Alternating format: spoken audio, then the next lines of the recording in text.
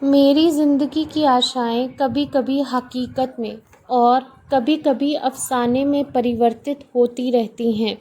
अगर कभी हकीकत की कहानी को मैं पढ़ने लगूं तो आवश्यकता पड़ती है उसे अफसाने में बेधड़क होकर परिवर्तन देने की। अगर कभी अफसाने को कहानी की हकीकत में परिवर्तित करने की आवश्यकता पड़ी तो मुझे कुछ कठिनाइयों का सामना करना पड़ता है।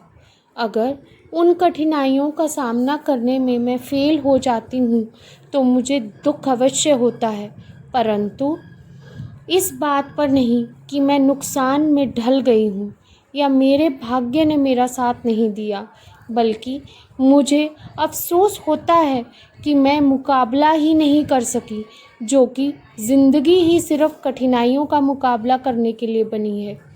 इसी तरह मेरी ज़िंदगी एक छोटी सी कहानी है जो हकीकत के अफसाने का रूप ले रही है।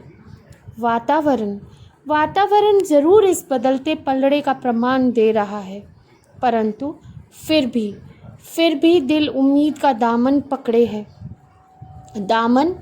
पकड़े है, क्योंकि दिल तो उस मीठे मीठे फलों के मैं खाने पर विश्वास कर रहा है।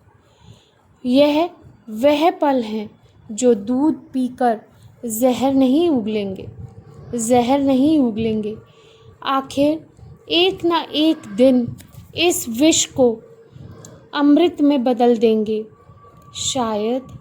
शायद इसीलिए कि मेरी भूख का हिस्सा इससे पहले ही छीन न लिया गया है और इस भूख को शांत कर रहा है, और मैं कहीं भूखी ही अलविदा ना हो जाऊं इस दुनिया से।